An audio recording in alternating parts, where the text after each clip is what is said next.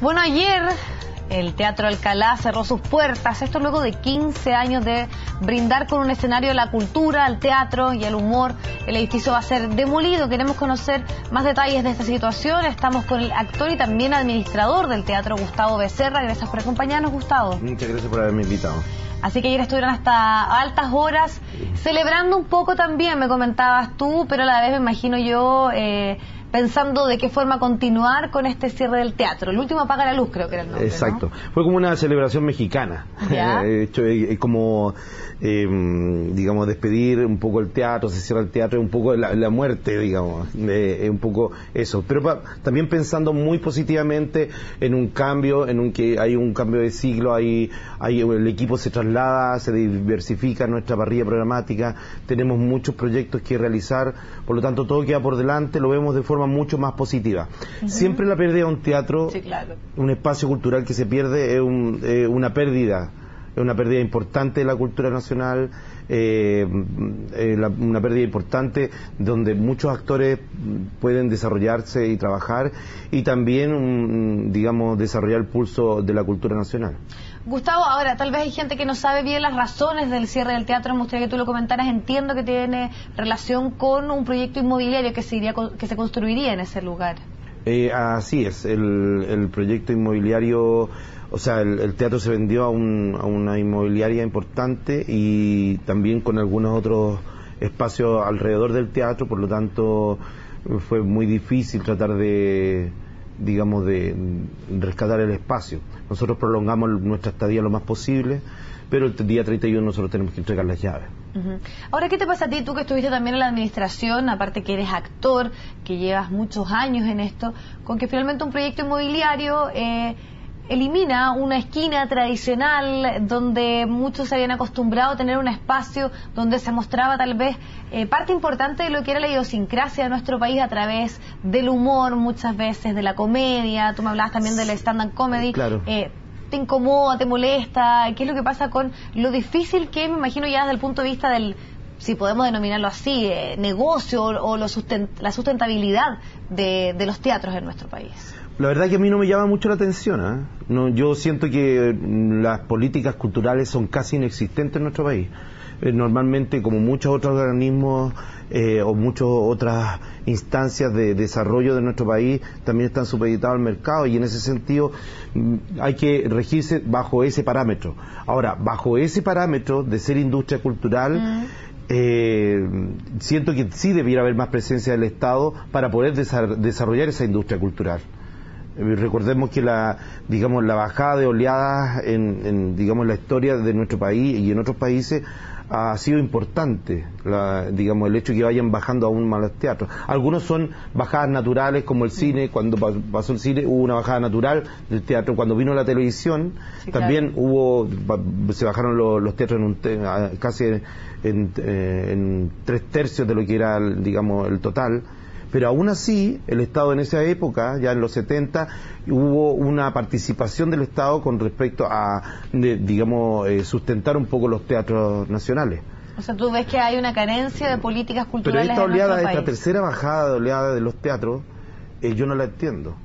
Porque sí hay dinero para subvencionar los teatros nacionales. Hay una concentración y una muy mala administración cultural. Hay platas para desarrollar cultura en nuestro país. Lo que pasa es que yo no entiendo por qué se concentra todo en ciertos polos de desarrollo cultural y no se diversifica. ¿Cómo cuáles? Porque uno escucha siempre con varios artistas que uno conversa esa crítica que al parecer se concentra en cierta, en el caso del cine pasa un poco también lo mismo, se nombran los mismos autores. En el caso del teatro pasa eso, hay ciertos que siempre están como recibiendo estos fondos estatales y no se diversifican, no hay otras posibilidades para, por ejemplo, lo que estaban haciendo ustedes con el Teatro Alcalá. Claro, nosotros somos una muestra de ser industria autosustentable, lo digo muy humildemente y con, digamos, con mucha simplicidad. Nosotros hicimos un trabajo, hicimos una pasada por el desierto, creamos nueva audiencia, 4.000 nuevos, digamos, espectadores llegaron al teatro, nuevos espectadores. El público universitario se acercó a nuestro teatro, ya que nosotros estamos muy cercanos a lo que es el stand-up comedy, que es una forma de leer y forma de hacer un tipo de espectáculo que es cercano al público joven. ¿Tiene que ver con la temática, dices tú? Tiene que ver con la temática, tiene que ver con saber manejar las redes también, saber cómo tú muestras y desarrollas tu producto, que es un producto cultural y que está regido bajo una industria autosustentable. Por lo tanto, creo que humildemente nosotros hicimos un aporte, desarrollamos digamos, una plataforma cultural importante en el teatro. Aparte nos dedicamos un poco también a la docencia, a desarrollar algunos otros, digamos, intérpretes de stand-up comedy. Nosotros hicimos talleres para nuevos intérpretes de stand-up. También ampliamos la parrilla programática del lugar. O sea, antes había son dos salas. Y había una obra por cada sala. Nosotros no, hicimos 2, 3, hasta 8 obras por fin de semana, por semana. Por lo tanto, sí nosotros ampliamos y amplificamos la parrilla programática del teatro. Y eso tenía una buena recepción del público. Muy buena recepción del público. Yo tenía una meta y una ilusión que era competir incluso con el cine, en términos de cartelera. Nosotros, si alguien veía nuestra marquesina, nosotros teníamos una variada programación tratando de emular también el cine.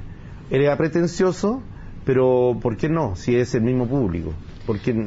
¿Y cuáles son las posibilidades, las evaluaciones que están haciendo ustedes de tal vez trasladarse a otro teatro, a otro lugar? Entiendo que van a estar de forma itinerante también recorriendo nuestro país.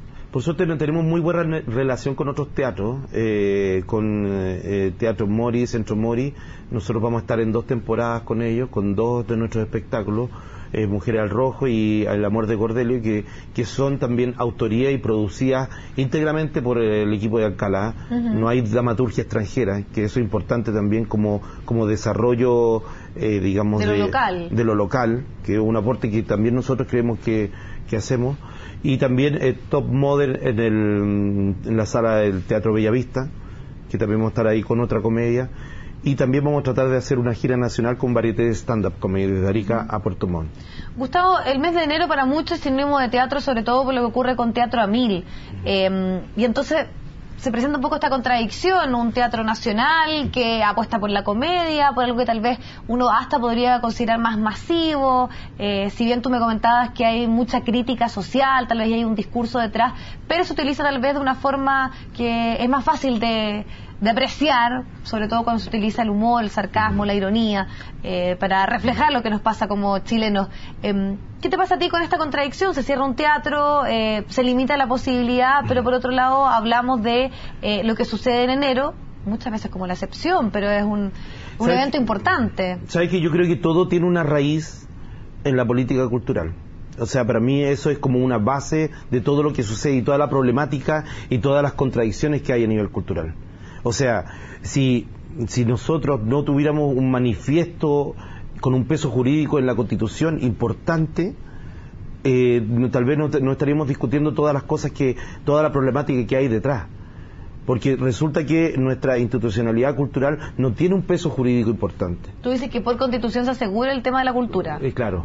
Entonces, en ese sentido, tal como otros países, tienen una importancia tal que finalmente no son ordenanzas, no son leyes, y es mucho más que artículos.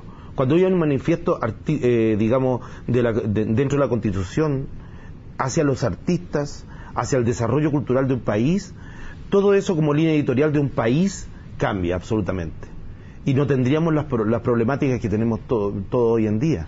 Que claro, que se concentran digamos, las cúpulas de desarrollo cultural solamente en ciertos espacios, con todo el aporte cultural, por ejemplo, que está haciendo el GAM en este momento. Tiene una cantidad de lucas impresionante para desarrollar cultura, y yo no entiendo por qué todas las platas llegan con todo lo que está haciendo el GAM. Está bien, pero ¿por qué no se reparte un poco para todos los otros teatros? Recibe más de 1.500 millones anuales y resulta que por 44 millones se va a cerrar la sala Alameda. Nosotros no estamos pidiendo plata, por ejemplo, el Teatro Alcalá no pide plata para nosotros. Simplemente era seguir con nuestro espacio y tratar de seguir desarrollando nuestro... Pero sí hay otros colegas, otros espacios que son muy difíciles de desarrollar y que necesitan nada de lucas. Yo con 10 millones de pesos anuales, yo hago 2 festivales internacionales de teatro. Por lo tanto, tú también haces una crítica a la concentración, podríamos decirlo. Por supuesto. Y me imagino que eso, tú que también has recorrido nuestro país, se da un poco cuando hemos hablado tanto de la centralización que existe en nuestro país. Se habla de políticas de descentralizar Chile. ¿Qué está pasando en regiones? ¿Cuál es tu parecer respecto a esto? Porque al parecer también se concentra todo un poco acá en Santiago. Claro, hay muchos artistas que sí queremos viajar a regiones. Yo mismo personalmente he hecho unos periplos para poder, digamos, llegar a ciertos festivales de teatro para minimizar los costos. Yo les digo a los organizadores, no, yo viajo con toda la gente, yo me compré por ejemplo, una casa rodante en la cual metemos a todos los actores ahí, nos vamos para allá y hacemos patria. Pero llega un punto en el cual de inflexión, en el cual el artista no puede seguir metiéndose la plata en el bolsillo para seguir desarrollando la cultura en el país. Es absolutamente inviable. Lo segundo es quemar Marcelo Bonzo, y no es eso, no se trata de eso. Vuelvo a insistir, si no hay una política cultural importante de un país, es muy difícil seguir, porque los actores no van a seguir resistiendo. Hoy en día las salas están a cargo de agentes culturales y que tienen que ver con sueños personales. Héctor Noguera, Alfredo Castro, en fin. Entonces es muy complicado seguir desarrollando los teatros de nuestro país. Gustavo, ¿qué reflexión haces tú respecto a las temáticas que se están tocando en el teatro? Y te lo pregunto también porque hemos conversado acá respecto a lo que sucede un poco en el cine, que si bien se ha aumentado bastante el tema del financiamiento, no está trayendo personas a las salas. Creo que, y se destacaba un año donde había habido muchísima producción chilena, pero no se manifestaba en la cantidad de gente que iba a ver estas películas. ¿Pasa algo similar con el teatro en nuestro país? Que uno puede hacer una revisión y ve que hay hartas obras en cartelera, pero ¿qué pasa con el público? Yo creo que hay dos cosas que atender. Primero, yo siento que de alguna forma los creadores estamos pensando en un tipo de producto artístico que es muy para ir a festivales afuera con respecto al cine, o pensando mucho en el desarrollo un teatro muy elitista, por ejemplo, y en ese sentido siento que los creadores de cierta forma nos pisamos la cola y nos vamos al rescate de lo nuestro. Vuelvo a poner como ejemplo La Negra Esther y La Pérgola de las Flores, las obras más vistas en nuestro país. Sin embargo, tú tienes las décimas de Roberto Parra, que son sumamente populares. Tú tienes La Pérgola de las Flores, que son elementos muy populares dentro del país y que es absolutamente transversal. Entonces, finalmente, ahí hay un sentir el pulso nacional, y siento que los creadores de cierta forma han abandonado eso que está sucediendo.